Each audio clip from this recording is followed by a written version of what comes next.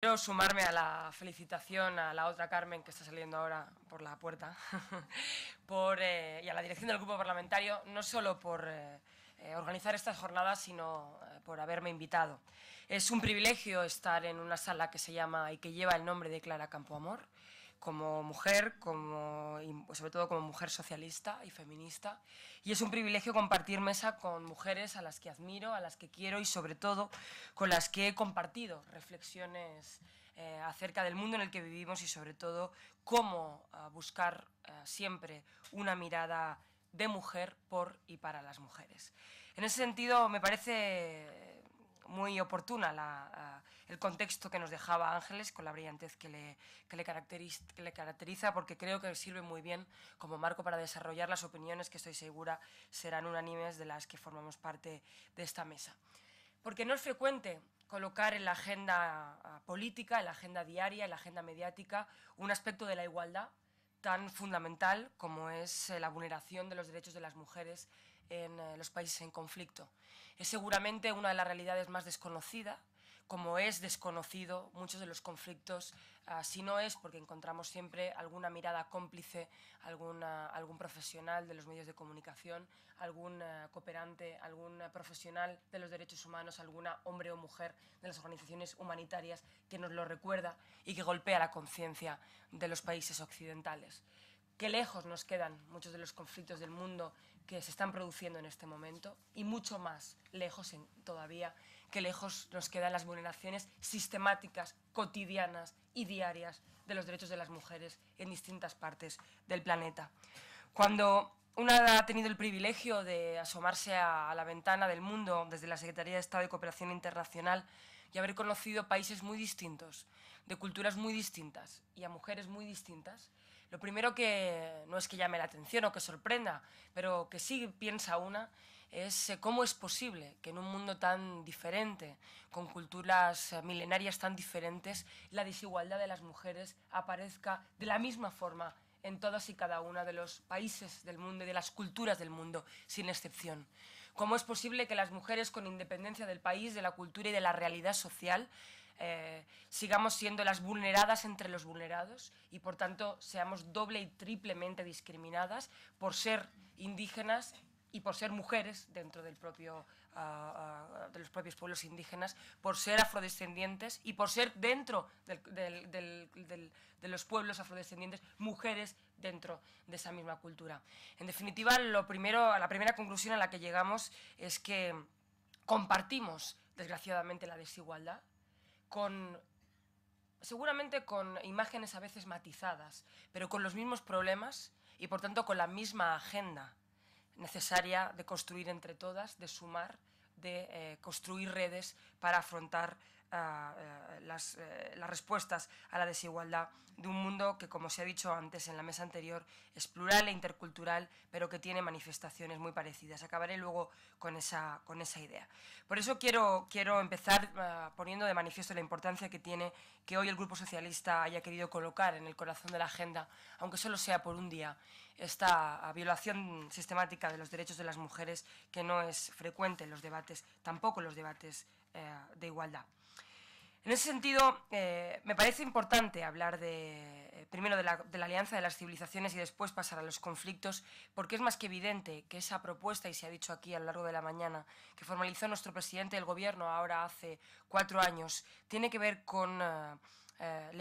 con despertar una conciencia mundial sobre los riesgos de que se eleve un muro de incomprensión entre Occidente y el mundo árabe e islámico, y que, como se ha dicho aquí, el anunciado choque de civilizaciones pudiera poner en peligro los numerosos aspectos positivos de la relación mutua e incluso del marco general de las relaciones internacionales. Pero tiene especial importancia que la Alianza de Civilizaciones la hayamos relacionado con el querer colocar a las mujeres en el corazón de las respuestas a los conflictos culturales, a los conflictos bélicos y, por tanto, en las recetas de la interculturalidad, del entendimiento y del desarrollo de los pueblos. No solo por una cuestión de justicia. Creo que todas las que estamos aquí, que somos firmes convencidas de que es una cuestión de justicia, que la igualdad es una cuestión de justicia. Pero también, fijaros, por una cuestión claramente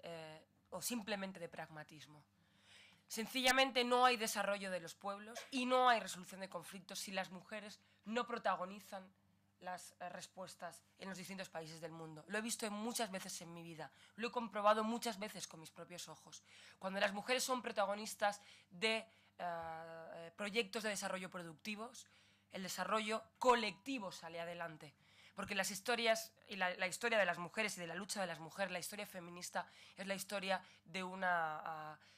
lucha colectiva y generosa, que demasiadas veces, por cierto, nos ha olvidado después. Y ahora me quiero referir a un apunte que hacía Cándida, que me parece tremendamente importante. Por tanto, más allá de la justicia, que es evidentemente el primer valor que compartimos las mujeres feministas, también está el del pragmatismo. Y está demostrado que cuando las mujeres no somos protagonistas de las iniciativas, de las decisiones, ni hay desarrollo, ni hay solución de conflictos. Y en ese sentido, creo que es importante el apunte que hacía Cándida, porque las mujeres demasiadas veces hemos pagado las consecuencias de no estar presente en esa toma de decisiones.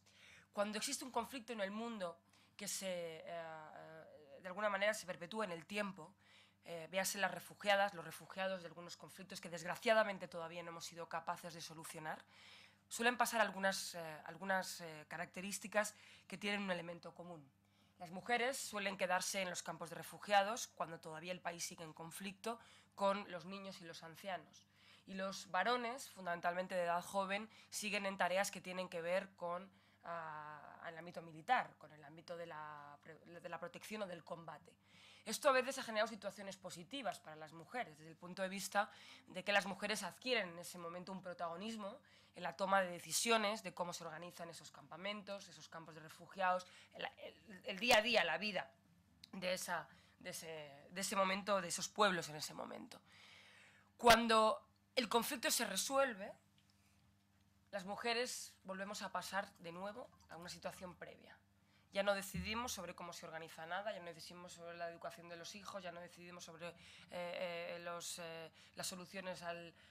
del barrio, a cómo se desarrollan, cómo se eliminan las basuras, a cómo se practican las políticas del medio ambiente en nuestra propia realidad. Volvemos a la situación inicial de desigualdad previa al conflicto. Esto quiere decir, y por eso la importancia del apunte que se ha hecho aquí esta mañana, que cuando apostamos por iniciativas políticas de carácter internacional en la prevención o en la resolución de conflictos y no tenemos desde el principio en cuenta a las mujeres, tenemos el serio riesgo de solo solucionar el problema del conflicto en sí mismo y volver a olvidar en la resolución a las mujeres, relegándolas una vez más a la situación que tenían previamente. Ese es un aspecto que me parece fundamental y por eso creo que es importante que lo tengamos presente desde el principio.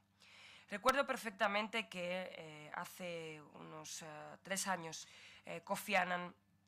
verbalizó en las Naciones Unidas, en la sede de Naciones Unidas, yo tuve el privilegio de estar allí y me creó un fuerte impacto. Decía Kofi Annan, queridos amigos, queridas amigas, la globalización no es corriente por la que navegan todos los barcos. Incluso entre los que, según las estadísticas, sí se están beneficiando, hay muchos que se sienten tremendamente inseguros. Además de acusar profundamente, decía, la aparente autocomplacencia de los más afortunados que ellos. Así pues, la globalización, que en teoría nos une a todos y a todas, en la práctica puede llegar a separarnos aún más. Esta frase de Kofi Annan pone de manifiesto que la realidad en el mundo que nos ha tocado vivir es una realidad que aceptamos, pero no por eso